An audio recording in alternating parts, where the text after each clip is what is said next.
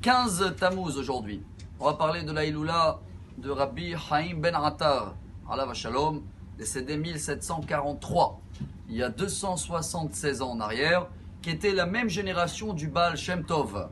Baal Shem Tov, c'était la Hassidout en Ukraine, et Rabbi Haim Ben Attar, quand il est décédé, c'était à la fin de Shabbat. Le Baal Shem Tov était de l'autre côté du monde, en plein Souda Shlishit, et il a dit à ses élèves, Kaba Ner HaMaharavi, la bougie de l'ouest du peuple d'Israël, elle s'est éteinte.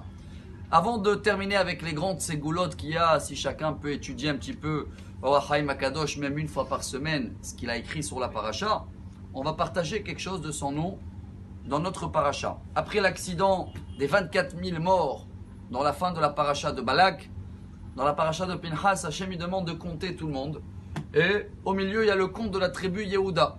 Ovnei Yehuda, Aer Veonan, Vayamot Aer Veonan. Et les enfants de Yehuda, Orach Chaim HaKadosh explique, Yehuda, c'est les juifs, Yehudi. Les enfants de Yehuda, il avait deux, Vayamot, ils ont été éliminés. Aer et Onan, c'est qui les deux? C'est les deux temples qu'ils ont été éliminés parce qu'on a fait le mal. Et les deux, ils ont fait des péchés à l'époque. Ils ne voulaient pas que leur femme vieillit, donc il y a eu manque de tsniout et perte de semences, etc. Mais le Orach Chaim HaKadosh, il dit, il y a le troisième qui arrive, Shelah. Shelah, c'était le troisième fils de Yehuda, ce qui veut dire le troisième temple que nous on attend malgré qu'on a perdu les deux à cause de les fautes qu'on a fait. Shelah, ceux-là qui aiment les initiales, c'est en hébreu Shenivke lefi ha'avar. Quand on va pleurer à partir de dimanche, on va rentrer dans une période dure. Un jeune, le 17 Tammuz, il est repoussé à dimanche.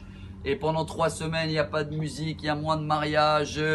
C'est une époque un peu compliquée. Alors quand on fait le Shelah, Shenivke lefi ha'avar, on se met au passé pour pleurer.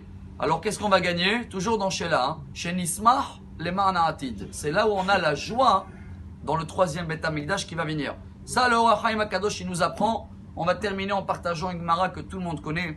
C'est Brachot, page cœur. Cœur en hébreu, c'est lève. Page 32.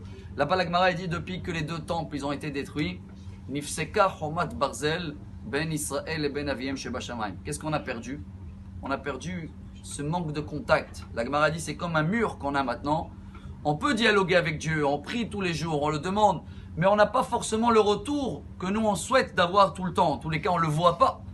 Alors si on va bien prier, on va bien comprendre ce qu'il dit l'Orach Chaim HaKadosh, on va bien essayer de prendre ces 3 semaines avec toutes les règles, qu'on ne va pas les partager tout de suite, parce qu'on souhaite qu'ils seront annulés. Mais à partir de dimanche, chacun qui peut et qui doit jeûner, alors bon jeûne. Et comme ça, Bezrat Hashem, très vite, ces 3 semaines, Misrot Orach Chaim HaKadosh, et on termine avec les ségoulottes qu'on a dit. J'ai lu et vous connaissez aussi beaucoup d'histoires. Chacun qui avait des soucis très grands, où même les médecins ils peuvent rien faire. Des couples qui n'avaient pas des enfants plus que 10 ans, des grands problèmes de santé. Étudier un petit peu le commentaire de Orach Chaim sur la Torah minimum une fois par semaine. Ça existe même en français. Et comme ça, Bezrat Hashem, Orach Chaim, il va nous donner la lumière de la vie. Excellente journée. Amar Rabbi Elazar, Amar Rabbi Hanina.